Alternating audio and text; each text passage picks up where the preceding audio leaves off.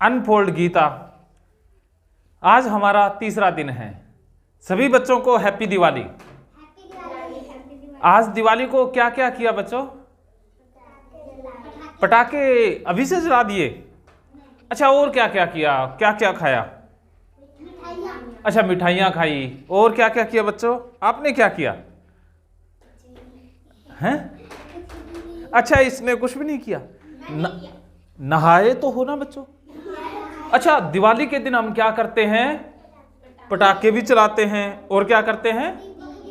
दीपक भी जलाते हैं और मिठाइयाँ बांटते हैं। लक्ष्मी जी और गणेश जी की पूजा करते हैं। लेकिन दिवाली के दिन एक और भी काम करते हैं, उसे भूल गए बच्चे। वो क्या करते हैं? जैसे क्या करते हैं? नहाते हैं, मतलब शरीर की सफाई करते हैं। और भी सफाइयां करते हैं। किसकी सफाई करते हैं? घर की सफाई करते हैं। दिवाली के दिन या दिवाली से पहले घर की सफाई करते हैं और शरीर की सफाई करते हैं और सुंदर सुंदर वस्त्र पहनते हैं ना। लेकिन क्या हम अपने मन की सफाई करते हैं? नहीं। हाँ, देखो घर में जितना भी कचरा होता है, जैसे कल्पना ने आज बहुत सी सफाइयां की, सुंदर सुंदर वस्त्र पहने, शरारतें भी की। तो जैसे दिवाली को हम घर की सफाई करते हैं, कपड़े सुंदर पहनते हैं, शरीर की सफाई करते हैं, तो क्या हम मन की भी सफाई करते हैं कभी? नहीं। हमें मन की सफाई करनी आती ही नहीं है। तो गीता, भगवत गीता मन की सफाई करने का ही क्या है? झाड़ू है। जैसे घर की सफाई झाड़ू से करते हैं ना, शरीर की सफाई साबुन से करते हैं। कौन है जो साबुन लगाता है? सारे ही लगाते हैं। तो गीता ऐसा ही साबुन है जिससे मन का मैल धुल जाएगा। तो समझ गए कि गीता सफाई करने का, मन की सफाई करने का तरीका है। तो कल हमने शुरुआत की थी, आज हम पहला श्लोक ले रहे हैं। कल हमने बात की थी ना अर्जुन विषाद योग की। तो विषाद क्या होता है आप समझ गए थे बच्चों? मोनिका बताएगी। विषाद क्या है नहीं पता, फिर भी बता देते हैं। जैसे आज कल्पना को मैंने डांट दिया, हल्का सा डांटा ना, बेचारी को दुख लगा। बेचारी तो नहीं कहेंगे, बहुत शैतान की बच्ची है, बहुत शैतानियां करती है। तो कल्पना को दुख लगा ना, गुस्सा भी आया ना, तो कुछ समय के लिए, कुछ क्षणों के लिए उदासी आई ना, मन बेचैन हुआ ना। तो जो मन की उदासी है उसे विषाद कहते हैं।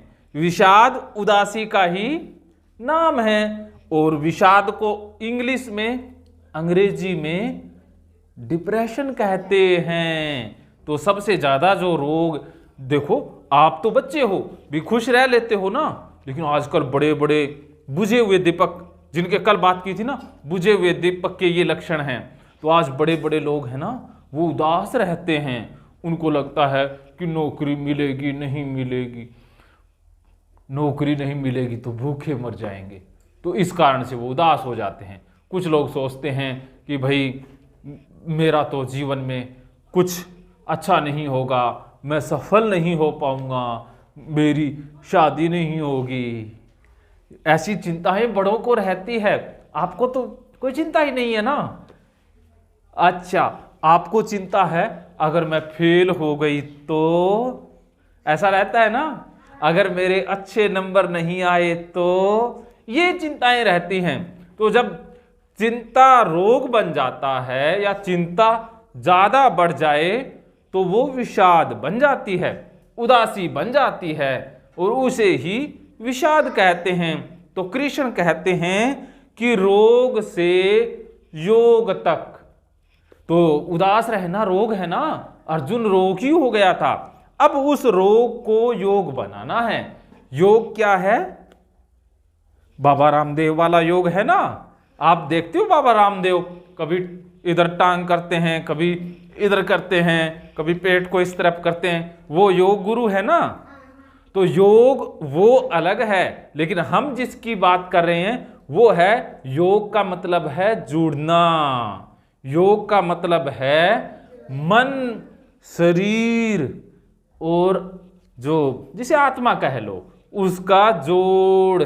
भी हमारे मन के अंदर जो मन कहीं भाग रहा है, शरीर कहीं भाग रहा है, और जो जिसे आत्मा कह लें उसका कोई पता ही नहीं है, तो सब में कोई तालमेल नहीं है ना। तो सबका मन का, आत्मा का, शरीर का तालमेल हो जाना, इकट्ठा हो जाना क्या है? योग। जैसे आप देखते हो बच्चों, जब सपना आता है, आपको सपना आता है ना, किस किस को आता है?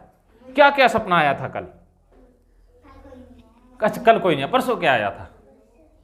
क्या सपना आया था परसों?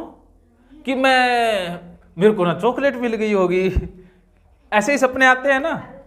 क्या आया था मोनिका आपको सपना?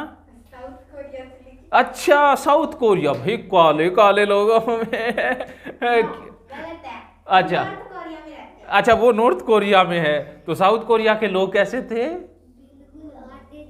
आटे जैसे सफेद। अच्छा वो साउथ कोरिया।